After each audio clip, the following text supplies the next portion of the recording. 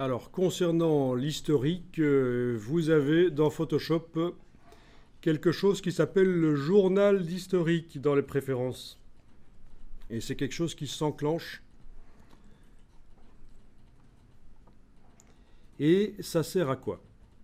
Eh bien, ça va répertorier, donc dans les préférences journal de l'historique, c'est une possibilité de garder en mémoire toutes les opérations faites sur une image ou un résumé des opérations. Donc, si vous enclenchez le journal de l'historique dans les préférences, vous voyez que vous allez pouvoir enregistrer de manière concise, donc un résumé, ou alors de manière détaillée, toute opération faite sur l'image. Ça va pouvoir être enregistré. Où ça? Mais soit dans l'image, dans les métadonnées de l'image, soit dans un fichier texte, et là il me dit qu'il faut que j'enregistre le fichier texte sur le disque dur, soit dans les deux, à la fois dans le fichier texte et dans les métadonnées de chaque image. D'accord? Il ne demande pas de créer le fichier. Si, il l'a demandé. Hein. Il a demandé juste avant, oui. Quand tu cliques sur fichier. Voilà. Texte. Et ça, Si on clique sur les buts, Ouais. les deux, oui, mais juste avant, j'avais été enregistrer le fichier, donc c'est pour ça qu'il ne l'a pas demandé cette fois-là. Et ça sert à quoi? Ça peut servir à prouver que vous avez fait un travail sur la photo, ça peut servir à vous souvenir de ce que vous avez fait sur la photo. Et il faut savoir que il y a, dans certaines boîtes, c'est lié au réseau et le patron voit en temps réel ce qui se fait dans Photoshop. Ben oui.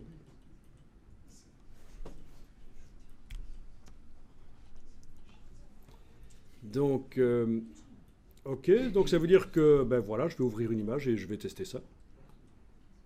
Donc ça n'apporte rien du tout par rapport à ce qu'on a vu avant, le travail dans l'historique. Hein.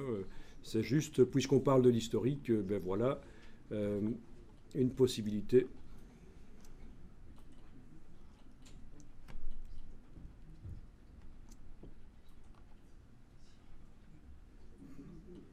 Tiens. Encore une sale bestiole. Mais c'est meilleur que oui.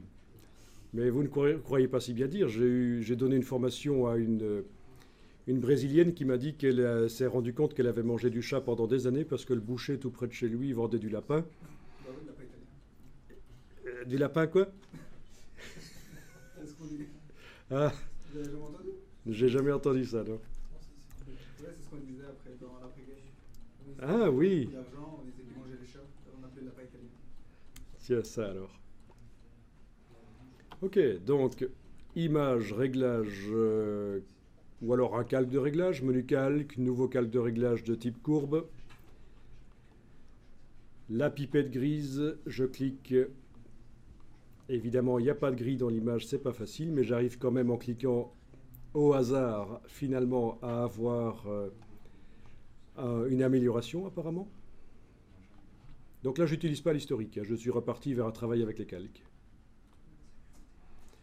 Peut-être un deuxième réglage, oui, parce qu'en fait, on ne l'a pas dit, mais le premier réglage ici a servi à neutraliser l'image. Donc je m'en suis servi du réglage des courbes avec la pipette grise, j'ai cliqué un peu n'importe où et ça a finalement neutralisé la dominante colorée. Si je veux continuer modifier le contraste, je ne vais pas essayer de le faire dans ce réglage de courbe-là. Je vais en ajouter un autre. Il vaut mieux séparer les choses. Nouveau calque de réglage de type courbe. Ok, voilà un deuxième réglage de type courbe qui va me servir à modifier le contraste. En mode luminosité s'il faut, pour qu'il ne modifie pas la couleur. Vous vous souvenez? Le mode luminosité.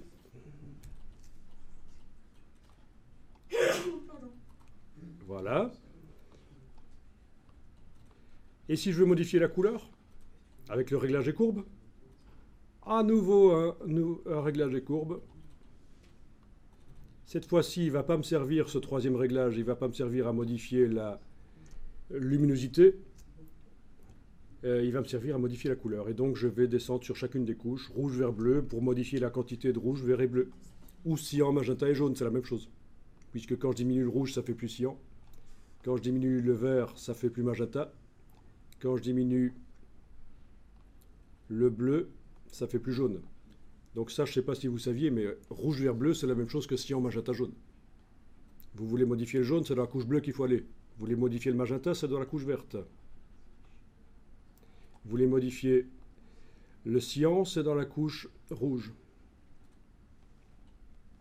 Ok, bon. Toujours, on fait ça si on enlève. Ouais.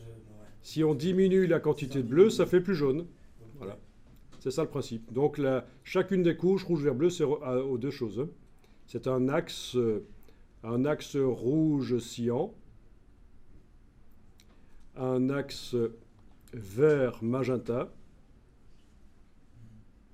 et un axe bleu jaune. Ok. Bon, alors, si ça vous aide, vous renommez les réglages.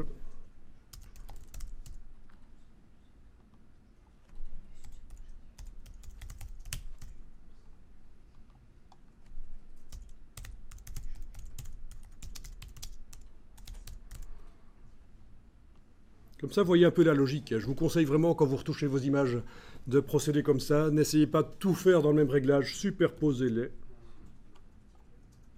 Donc, neutralisation des gris, luminosité, courbe.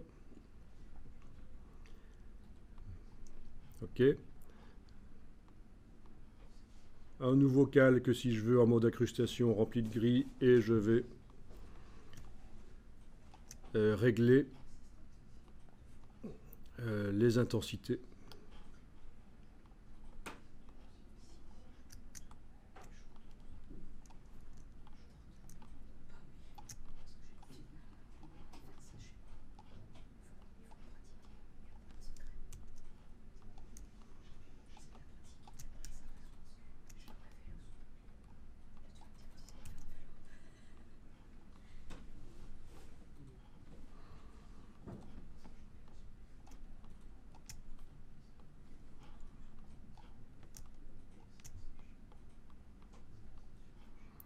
Bon, voilà.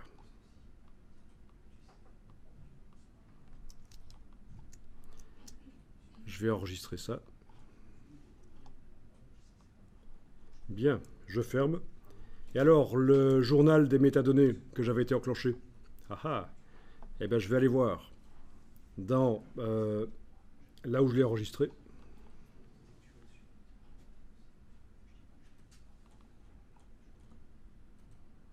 Le voilà, c'est là que je l'avais mis.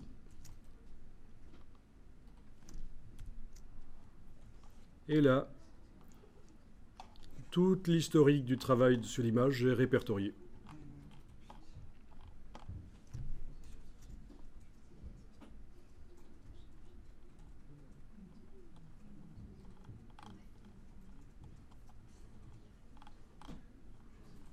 Ça peut servir si vous voulez prouver à un client que vous avez bossé sur les photos, pourquoi pas? Parce que parfois, il y en a qui mettent en doute, hein, c'est tellement facile. Sinon, dans la photo, ça se trouve également, puisque j'avais demandé que ça se mette dans le journal des métadonnées, le fichier TXT, mais également dans les métadonnées, le journal de l'historique, le fichier TXT, mais également dans les métadonnées, fichier information, et on devrait trouver ça quelque part ici.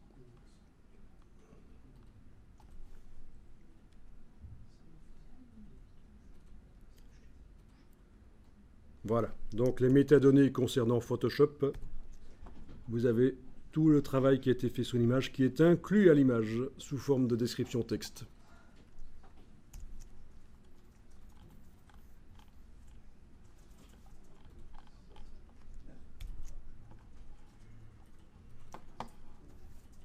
OK? Les métadonnées dans une image, vous voyez ce que c'est? Vous savez qu'on peut les visualiser. Si vous prenez un fichier JPEG Photoshop, etc., et que vous remplacez l'extension PSD par TXT et que vous demandez de l'ouvrir dans un traitement de texte genre TextEdit sur le Mac ou WordPad sur le PC, vous avez l'image qui s'ouvre sous forme de texte. Ce que vous voyez là en bas, là, c'est des pixels. Tout ça, c'est des pixels, c'est la description des pixels.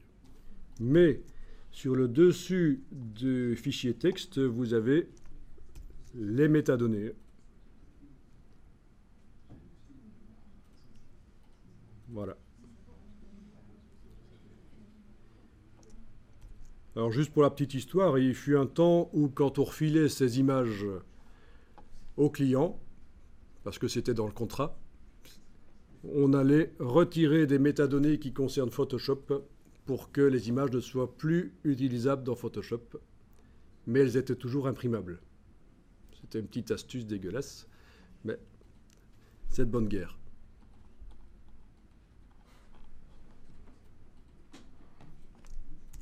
Ok, je remets PSD et donc ça va redevenir... Tu pouvais donner le fichier Photoshop. Voilà, on donnait le fichier Photoshop, mais sans les métadonnées de tout ce que... et voilà, et il n'était plus ouvrable dans Photoshop, mais il s'imprimait. Ben oui. Ben ça, voilà, c'est les métadonnées. Donc, et on y a accès par fichier information dans Photoshop ou par bridge aussi. Voilà, et on retrouve les métadonnées de l'appareil photo avec les données GPS, etc. Donc c'est très intéressant. Donc voilà. Vous avez vu en plus donc le système de l'historique, du journal de l'historique, que je vais aller désenclencher ici parce que sinon ça va me bouffer de la mémoire. Journal de l'historique, je le décoche dans les préférences.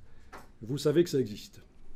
Comme ça, vous savez qu'il est possible de retenir tout ce qu'on a fait sur une image dans Photoshop. Ça peut être inscrit.